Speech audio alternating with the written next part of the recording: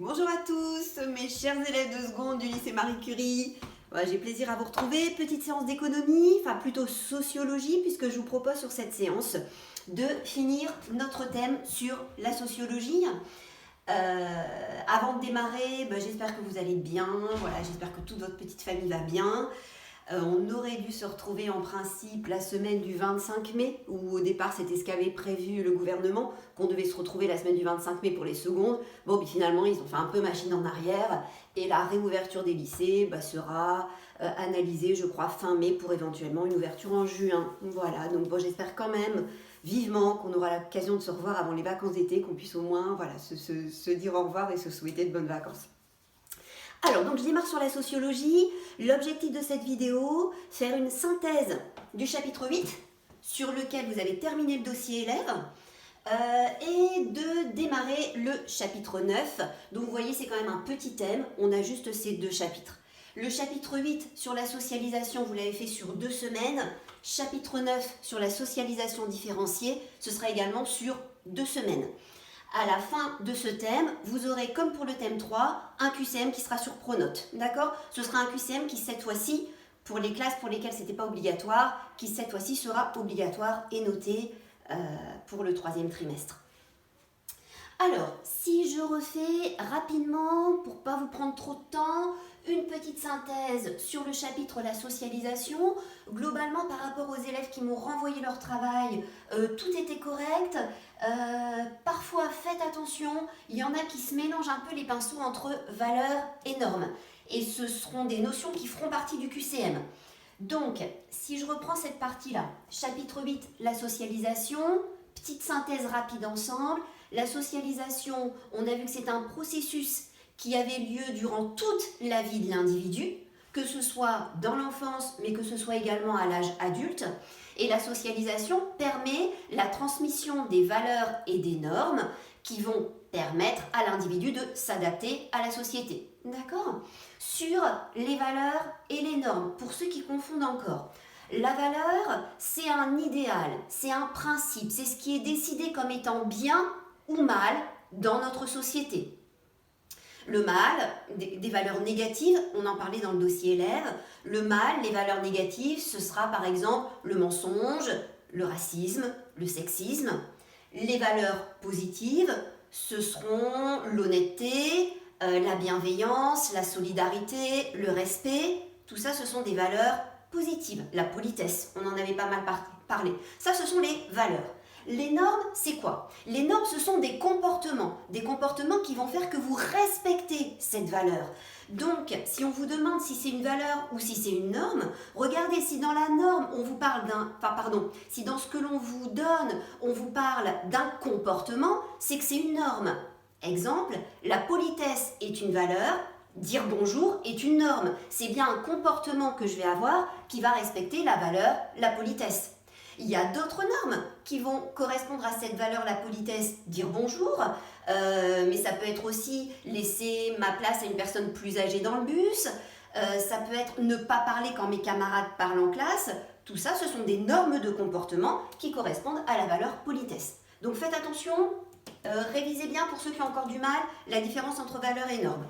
Ensuite, on a parlé également des étapes. Dans le dossier élève, vous avez vu les étapes de la socialisation. Je reviens rapidement dessus, pas très compliqué. 2 étapes. La socialisation primaire qui a lieu dans l'enfance et dans l'adolescence, et la socialisation secondaire à l'âge adulte. Donc ça, ce sont les étapes de la socialisation. Maintenant, quels sont les acteurs de socialisation ? Qui va vous transmettre ces fameuses normes et ces fameuses valeurs ? Quand on est petit, ou à votre âge, à l'adolescence, la socialisation primaire, c'est principalement la famille, l'école, le lycée pour vous. Mais ça peut être aussi les groupes de pairs, vos semblables. Ça peut être aussi les médias qui ont une influence sur vous. Donc ça, ce sont les acteurs de la socialisation primaire. Donc principalement école et famille, mais aussi les groupes de pairs, les médias. La socialisation secondaire, on va retrouver quelque part les acteurs de la socialisation primaire, sauf l'école. D'accord ? Donc les acteurs de la socialisation secondaire, ce sera la famille, les médias, les groupes de pairs et des nouveaux acteurs comme bien sûr le travail. D'accord? Donc ça, c'est pour le chapitre 8, la socialisation. Donc les choses à retenir, différence entre valeurs et normes, différence entre socialisation primaire et secondaire et les différents acteurs ou les différentes instances de socialisation. Maintenant, chapitre 9, la socialisation différenciée. J'aurais vraiment préféré le faire en présentiel avec vous parce que vous allez voir, ça va générer des réactions de votre part et je suis sûre que vous auriez aimé intervenir. N'hésitez pas à le faire éventuellement en m'envoyant un mail ou en discutant sur les serveurs Discord que vous avez créés. D'accord? Donc, la socialisation différenciée, qu'est-ce que ça veut dire? Dans différencier, on a différence. Donc là, je suis en train de vous dire que on n'a pas tous la même socialisation. C'est-à-dire que l'on ne nous a pas tous transmis les mêmes valeurs et les mêmes normes. Oui, c'est exact. On ne réagit pas tous de la même façon face à un événement. On ne nous a pas tous transmis les mêmes normes et les mêmes valeurs. Bon, alors en fonction de quoi? Qu'est-ce qui fait que notre socialisation est différente? Pourquoi on nous a transmis des valeurs et des normes différentes? Alors, première différence, la socialisation est différenciée selon le genre. Ça fait très cliché comme ça, mais je vous assure que c'est vrai. C'est-à-dire que les valeurs que la famille va transmettre à son enfant fille ou à son enfant garçon ne seront pas les mêmes. Et on va voir quel impact ça va avoir dans votre vie d'adulte. Et ensuite, la socialisation est différenciée selon le milieu social. Qu'est-ce que c'est que le milieu social? C'est l'environnement d'un individu, c'est-à-dire vous, c'est l'environnement dans lequel vous évoluez, quel est le niveau de revenu de votre famille, quelles sont les pratiques culturelles dans votre famille. Au niveau du milieu social, on distingue les milieux populaires et les milieux plus favorisés. Dans le dossier élèves sur le chapitre 8, on vous parlait de CSP+, et de CSP-. CSP+, catégorie socio-professionnelle élevée, si vous voulez, qui correspond au plus, ça va correspondre à quoi? Aux cadres dans les entreprises. Les cadres, on en avait déjà parlé ensemble, ce sont des personnes qui ont des postes à responsabilité. Pourquoi cadres? Parce que ce sont des personnes qui vont souvent encadrer une équipe de travail. Donc dans les CSP+, vous allez avoir les professions comme les cadres, comme les professions libérales, les médecins, les infirmières par exemple. Vous pouvez également avoir tout ce qui est profession intellectuellement supérieure, les écrivains. Voilà, tout ça, ce sont les catégories socio-professionnelles plus, les catégories dites favorisées. Les catégories socio-professionnelles moins, on va retrouver les personnes dans les milieux populaires, on va plutôt retrouver des parents qui vont avoir comme activité, des familles dans lesquelles on va avoir des employés de bureau, d'accord, qui sont sous la responsabilité du fameux cadre dont on parlait tout à l'heure, les ouvriers. D'accord? Alors, donc, là ici, je suis en train de vous dire que on ne reçoit pas les mêmes valeurs, on ne me transmet pas les mêmes valeurs si je suis une fille, si je suis un garçon, ou si je suis plutôt une personne dans un milieu favorisé et une personne dans un milieu populaire. On ne me transmet pas la même chose. Tout ce que je vais vous dire là, vous l'aurez bien sûr dans votre dossier élève du chapitre 9, qu'on fera également en 2 parties. La première partie que je vous donne, c'est la socialisation selon le genre, et la deuxième partie, c'est la socialisation selon le milieu social. Alors, selon le genre, vous allez avoir d'abord la socialisation primaire. Qu'est-ce qui va fortement influencer les choses? Et c'est presque de façon involontaire pratiquement que les familles le font. C'est tellement ancré en nous, vous allez trouver ça peut-être ridicule, mais je vous assure qu'il y a du vrai. Si on prend les jouets, socialisation primaire, on a vu qu'un acteur de socialisation primaire important, c'est la famille. On prend les jouets, tout bête, c'est ce que vous aurez dans le dossier élève. On prend les jouets. Regardez les catalogues de jouets, c'est très classé par genre quand même, c'est très sexiste comme présentation. Vous avez les pages roses pour les filles, les pages bleues pour les garçons. Dans les pages roses, qu'est-ce qu'on trouve? Et je pense pas forcer le trait, qu'est-ce qu'on trouve? Des linettes, des fers à repasser, des aspirateurs, des tenues de princesse, des poupées, d'accord? Donc voilà, tous ces éléments-là, ce sont les jouets qu'on va plutôt offrir aux filles. Et puis dans les jouets de garçons, on va plutôt trouver le bricolage, les tenues de super-héros, les voitures. Qu'est-ce que ça veut dire?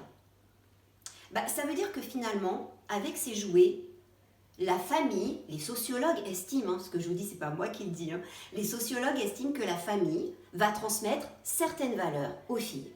Et à travers la dinette, les poupées, les tenues de princesse, on peut dire que les valeurs qui seront transmises, ce sera les poupées, tout ce qui est soin en fait, tout ce qui est soin à la personne, tout ce qui est soin aux enfants. Vous verrez dans la petite vidéo du dossier élève du chapitre 9, vous avez une petite fille qu'on interroge qui dit maman, elle s'occupe des enfants et papa, lui, il va travailler, il va chercher des sous. C'est vachement fort comme propos. Donc ça veut dire que maman s'occupe des bébés, mais papa, il est incapable de le faire. Donc, en offrant une poupée, voilà, on entretient ce truc-là. Voilà, c'est toi, petite fille, c'est toi, maman plus tard, qui va devoir t'occuper des enfants. Donc on va transmettre la valeur de bienveillance, d'empathie, de douceur vis-à-vis de la petite fille. Voilà, la petite fille, elle doit être douce, elle doit être dans l'empathie vis-à-vis des autres, elle doit être à l'écoute, elle doit être bienveillante. Tout ça, ce sont des valeurs qu'on va lui transmettre. Avec la robe de princesse, c'est pareil, ça va peut-être vous paraître bête, mais avec la robe de princesse, qu'est-ce qu'on transmet comme valeur à la petite fille? On transmet comme valeur à la petite fille la séduction, d'être belle, finalement. Donc, les valeurs transmises à la petite fille avec les jouets, on lui transmet les valeurs de bienveillance, d'écoute, d'empathie, de séduction. Les valeurs vis-à-vis du petit garçon, le petit garçon, c'est la panoplie de super-héros. Qu'est-ce qu'on transmet comme valeur avec la panoplie de super-héros? La valeur de la protection, c'est l'homme qui doit protéger sa famille, c'est l'homme qui doit subvenir aux besoins de sa famille, donc la protection. Le courage, la combativité sont des valeurs masculines. Donc même si je force un peu le trait, mais j'en suis pas si loin, regardez les catalogues de jouets, on est quand même en plein là-dedans, vous allez dire, qu'est-ce que ça peut faire? Finalement, quel est l'impact que ça va avoir? Croyez-moi, ça a un impact très fort sur la vie d'adulte et sur les choix des métiers que les femmes, que les petites filles, que les petits garçons vont choisir plus tard. Petit ratio que vous trouverez dans le chapitre 9. Petit ratio, donc les valeurs féminines, on est plutôt sur l'empathie, l'écoute, la bienveillance, prendre soin des autres. Et on va avoir des métiers qui sont fortement féminins, qui vont être à 97% tout ce qui est infirmière, tout ce qui est médical. 80% on trouve les professeurs féminins des écoles primaires. Au lycée, c'est un petit peu plus équilibré, même s'il y a quand même plus de femmes. Au niveau des garçons, des métiers effectués par les hommes plus tard, à 80%, on va les trouver dans la police. Il y a 80% de personnes masculines dans la police, dans la gendarmerie. On va également trouver les garçons beaucoup dans le secteur industriel, l'automobile, le bâtiment. On retrouve un petit peu les petites voitures qu'on a offertes quand on était petit, ou alors le bricolage qu'on a offert pour faire comme papa. Donc, ces valeurs qui sont transmises à l'enfance ont un impact plus tard sur le choix de votre vie d'adulte. Ce n'est pas pour rien, sans vouloir faire polémique, c'est pour ça que c'est dommage de ne pas le faire ensemble en présentiel, parce que je suis sûre que vous aurez réagi à tout ce que je vous raconte. La conséquence aussi, c'est que les femmes font quand même plus le ménage que les hommes à la maison. Donc même sans vouloir faire cliché, c'est quand même des constats. Pourquoi? Parce qu'en offrant la dinette ou le fer à repasser ou l'aspirateur à la petite fille, elle veut faire comme maman, donc on lui transmet le fait que plus tard ce sera à elle de s'occuper de l'entretien de la maison. Même si ça s'équilibre quand même un petit peu plus que des générations précédentes, il y a quand même un écart. Donc ça, c'est la socialisation différenciée selon le genre. Vous avez plein de vidéos sur Internet.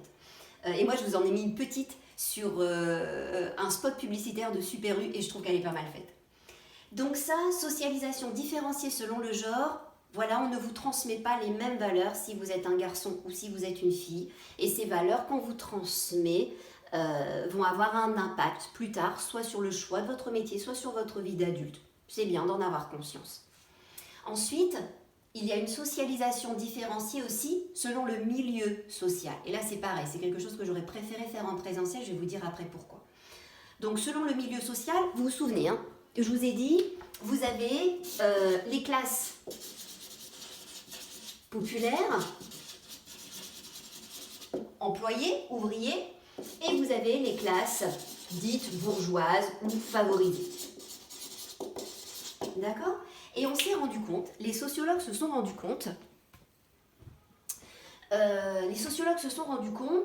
que les enfants des classes populaires réussissaient moins bien à l'école que les enfants des classes favorisées. Alors, pourquoi? Pourquoi? Il y a eu des statistiques, de fait, ça reste que des statistiques, mais voilà, des statistiques ont été réalisées et on s'est rendu compte que les valeurs qui étaient transmises dans les classes favorisées correspondaient plus à ce que l'on allait attendre de l'enfant lorsqu'il irait à l'école. Par exemple, dans les classes favorisées, il va y avoir, pareil, vous l'aurez dans le chapitre, dans le dossier élèves, il va y avoir une analyse aussi au niveau des jeux. Il y a beaucoup plus de jeux éducatifs, dans lesquels on apprend à lire, dans lesquels on apprend à compter, dans lesquels voilà, on est sur de la culture générale. Il y a plus de jeux éducatifs qui sont offerts dans les classes favorisées que dans les classes populaires. Dans les classes favorisées, le langage va être plus soutenu, donc ça va préparer l'enfant à avoir un langage plus soutenu. Il va y avoir également plus de sorties dans les musées, dans les monuments historiques. Donc tout ceci va avoir un impact sur l'enfant qui va arriver à l'école, qui va poursuivre ensuite au collège et au lycée, et qui va avoir une culture générale, des valeurs qui vont lui permettre de mieux réussir à l'école. Alors, pourquoi ça me gêne de vous dire tout ça en vidéo? Parce que je ne veux surtout pas que face à cette vidéo, vous vous disiez, que vous arriviez à la conclusion suivante, c'est que je suis une fille, donc tout ce qui est métier d'ingénieur, tout ce qui est métier du secteur industriel, tout ce qui est métier qui fait appel aux sciences, vous allez voir dans le dossier élève, vous allez vous rendre compte qu'on a beaucoup plus les filles en secteur économique et en secteur littéraire qu'en secteur scientifique. Voilà, ce que je veux pas que vous disiez, c'est comme je suis une fille, j'aime bien les sciences, je me projette d'être ingénieur, mais finalement c'est pas pour moi. Non, pas du tout. L'idée, faut se méfier aussi des statistiques. L'idée, c'est de dire que globalement, on a plus de garçons dans les écoles d'ingénieurs, 80%, que des filles, où on est à 20%. Voilà, pourquoi ça s'explique pas trop? Pourquoi? Parce que je vous dis, il y a encore ces petits clichés qui restent de métiers masculins, mais c'est pas parce que je suis une fille que je peux pas prétendre à aller là. C'est pas parce que je suis une fille que je finirai forcément prof ou infirmière, d'accord? Voilà, je veux pas que vous arriviez à cette conclusion-là tout seul. Voilà, je suis une fille, donc il y a certains métiers qui s'ouvrent pas à moi. Si, bien sûr que si. Ce qu'il y a, c'est que ce sera peut-être un petit peu plus dur que les garçons. Pareil ici. Et c'est même encore plus fort, je trouve. Ne vous dites pas, je suis d'un milieu populaire, donc je vais pas réussir à l'école. Ça reste des statistiques. Ce qu'il y a, c'est que vous aurez moins de facilité que quelqu'un qui vient d'un secteur, d'une famille qui est dans les classes plus favorisées. Voilà, donc j'aurais vraiment aimé échanger avec vous sur tout ça, démystifier, ça reste des statistiques, ça reste des chiffres, ça reste des tendances. Voilà, globalement, il y a certains métiers où on va plus trouver d'hommes que de femmes. C'est pas pour ça que si je suis une femme, je ne pourrais pas prétendre à aller dans ces métiers-là. Et il y a certaines écoles où on va trouver plus d'enfants de classes favorisées que d'enfants de classes populaires. C'est pas pour ça que sous prétexte que je suis enfant d'ouvrier, je ne pourrais pas prétendre à faire une grande école de commerce ou une grande école d'ingénieur. D'accord? Donc voilà, ça reste des statistiques, ça reste des maths, mais il y a quand même certaines tendances qu'on retrouve. D'accord? Donc voilà. Voilà ma petite intervention sur la sociologie. Donc ce qu'il faut que vous reteniez, chapitre 8, retenez bien différence entre valeurs et normes. Retenez bien socialisation primaire, enfance et adolescence principalement, socialisation secondaire à l'âge adulte, les acteurs de la socialisation, principalement socialisation primaire, famille et école, socialisation secondaire, médias, groupe de pairs et travail, socialisation différenciée, on ne nous transmet pas les mêmes valeurs, je n'aurai pas la même socialisation si je suis une fille ou un garçon, principalement par les jouets qui me seront offerts et ça aura des conséquences sur ma vie d'adulte. Et je ne vais pas recevoir également les mêmes valeurs, les mêmes normes si je suis dans un milieu favorisé ou si je suis dans un milieu populaire. Voilà. Voilà pour l'intervention, 20 minutes, c'était peut-être un petit peu long. N'hésitez pas à me faire vos commentaires, je vous dis, moi je vous l'ai déjà dit, mais tant pis, je vous le redis, sur Discord, où c'est plus facile parfois de papoter en direct. Voilà, si vous avez des remarques, s'il y a des choses que j'ai pu vous dire qui vous ont choqué, qui vous ont gêné, n'hésitez pas à rebondir dessus, d'accord? Surtout restez pas isolé à la maison en vous disant, oh là là, elle m'a dit ce truc-là, ça me plaît pas du tout et je vois pas comment je peux échanger avec ma prof. Bah si, hein, bien sûr, hein, vous savez que je suis à votre disposition sur Discord ou sur le NT.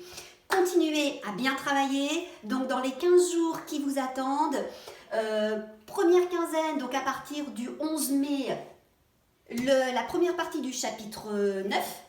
La semaine d'après, ça nous fait vers le 22 mai, 15 et 7, j'ai toujours été nulle en calcul mental, le 22 mai, ce sera différence milieu social suivant les classes ouvrières et suivant les classes favorisées. Et cette même semaine, vous aurez un petit QCM pour valider tout ce qu'on a vu ensemble. D'accord? Donc je ne vous reverrai pas avant 15 jours.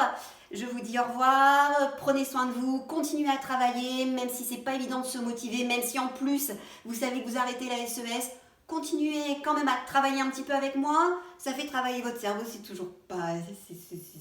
toujours bien, d'accord? Allez, à bientôt, bon courage à tous, travaillez bien et n'hésitez pas à échanger avec moi sur Discord, ça me fait toujours très plaisir. À bientôt!